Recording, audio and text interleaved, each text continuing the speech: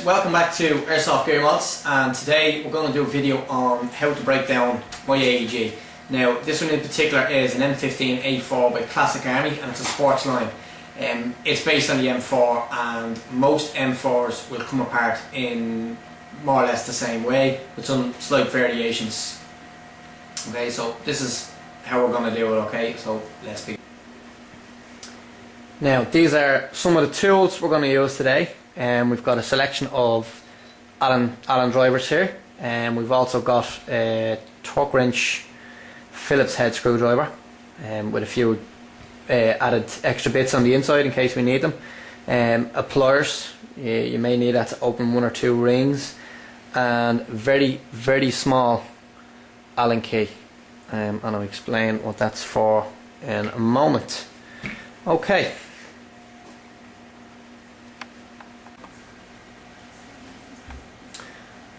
Okay, so let's begin. The first thing you want to do for safety reasons, have your battery connected, pull the trigger and clear the chamber, but first obviously you want to take out the magazine. If you have a magazine in the gun, remove it for safety reasons. My mag is empty, so there's no worries there. Now I've already cleared the chamber, but I recommend once you remove the mag, fire off a couple of rounds just to make sure that the chamber is 100% clear, and then you can disconnect your battery. Now I've already done that, okay? Now the first thing you want to do is you have two main pins in the AEG which are kind of holding the gun together, and they are this pin here and this pin over here. And the first one you want to remove is this one here. This is the first pin to come out of the gun, and this will allow you to take the upper receiver from the lower receiver. Now some guns are different. On some guns you will have small Allen head screws on this side of these pins, and you must open the Allen screws first before popping out the two pins. Now in this case I only need to do one pin, which is the one forward of the receiver, this guy here. So I'm just give a tap with a screwdriver, she slides through and she comes all the way out on this gun. Now this doesn't happen on all AEGs. Some AEGs the pins don't actually come away from the body, and this can be a good thing as you can't lose them that way, but in this case they come apart, they come away from the gun altogether. Okay, now then all you do is, with this model, just pull them apart like so, and because it's ABS plastic I can separate it directly from the lower receiver. Now I'm going to put the lower receiver out of the way for the moment because we're going to work on the upper receiver. Okay, now as you can see I've got my red dot sight on, and I've also got a small bracket here for my tack light, and I've got the Magpul AFG foregrip still attached. Now I'm not going to take them off, I don't need to, but it's quite simple to do. It's just a screw on it. I don't need to take them off for this particular video, nor do we need to take off the red dot sight. Now first things first, I'm going to remove the hop up which is in here and the barrel,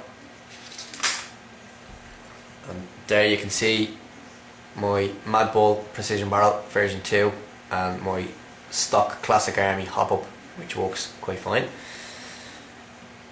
Okay.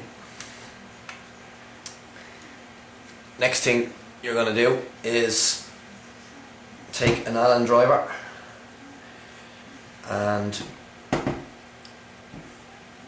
on the flash hider you've got a small Allen screw, just make it out there. Okay, you want to open that. Okay, open it a good bit, make sure to undo them screws a good bit, don't just undo them a small bit and then leave them, because they will catch on the threads and wreck the threads on you. So open that screw a good bit, it's a small little grub screw, and just twist off the flash hider. Okay, next thing you want to do is another Allen driver, and just underneath the front iron sight, if you look directly underneath this part here, there's a small grub screw. Now there should be a flexible sling ring on here for doing a 2 or 3 point sling. I have it removed because I don't use them. I use a single point sling, but underneath that is a small grub screw that needs to be opened as well. That needs to be loosened up. Okay, and once that's loosened up, that should slide away from the Ris Rail. In this case it's not, because I've done this wrong. First off, we need to remove the Ris Rail. I do apologise for that. So to do that, you just grab the ring closest to the receiver, you pull it back towards it, and just pop out the bottom section of the Ris Rail. As you can see, the angle foregrip is still attached. No need for me to take it off. And the same goes for the upper part of the Ris Rail. And that's it separated. As you can see, the bracket for my tack light. I've also got a small screw sticking out from the top of the Ris Rail.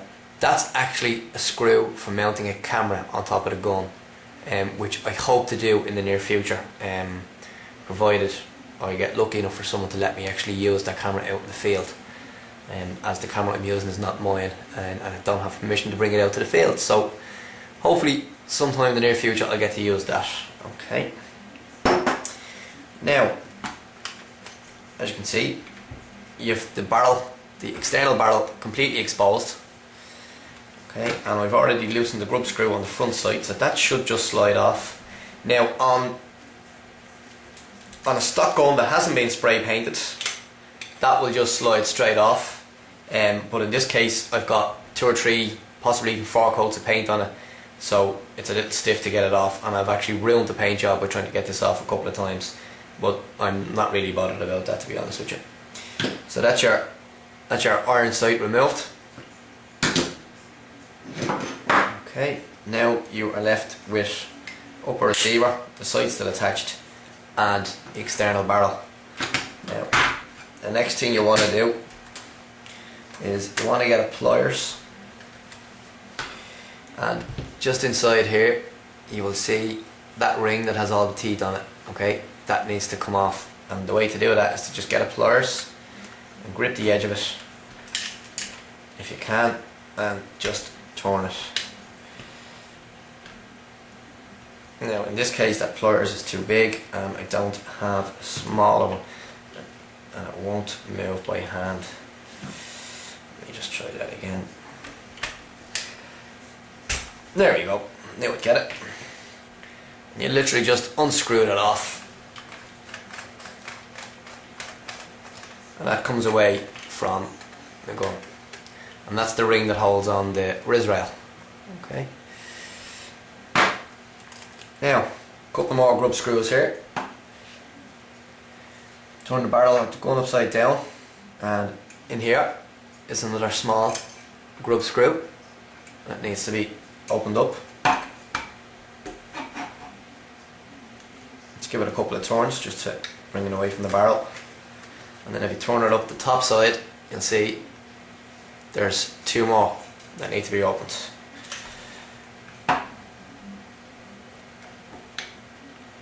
Now I don't have them very tight, because I noticed when I first installed the mad ball barrel, I couldn't get it in because these 2 grub screws here and the one underneath were too tight and were actually squashing the external barrel, and the internal barrel wouldn't fit in, and I had to loosen them up in order to get that in. Once you've them loosened, the barrel comes away, and that's it. Just a tube comes away in the gun. Now, upper receiver, the only thing left to do now is to remove the rail off the top that the sight is mounted on. That's quite simple to do. You just undo the grub screw at the end. Sorry, not a grub screw, an Allen head screw, and the rail should slide backwards towards the charge handle and lifts off like so. and as you can see, that's the rail there. The sight's still attached to it. Okay. Next is the charge handle, and this is quite simple. Oh sorry, first of all, on the inside is your dust cover. Okay, I want to take the dust cover off, and to do that, place your thumb in the inside and push down, and then on the outside here, push in with your finger. That releases dust cover. Now, the catch on this cover is broken, so that's left open all the time, which I don't mind. I'm seriously thinking about actually removing that altogether, which is not hard to do.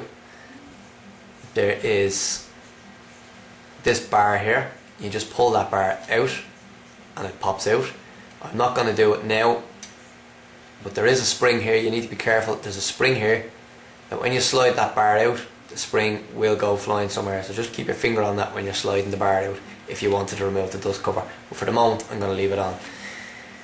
Now, the charge handle, as you can see, it's linked by a spring to a small plastic clip that's just here. Okay, to remove that, all you do is pull back on the charge handle, twist it, pull it down through the receiver and just ease it off like so, and there's your charge handle removed from the gun. Okay, quite simple. Just be careful that a piece of plastic doesn't fall off. They're very easy to lose. And the last piece, which I'm not going to remove, I don't see the point because it doesn't really do anything, is the forward assist. You know, on this AEG it does nothing, but there is a small clip. I don't know if you can see it on this video camera. Inside here, the tip of my finger, there's a small catch that's on this, and when you press it in, this forward assist comes out this direction, and there is a spring underneath that as well, obviously, to help it spring back, so just be careful of that. And that's the upper receiver completely stripped. Okay.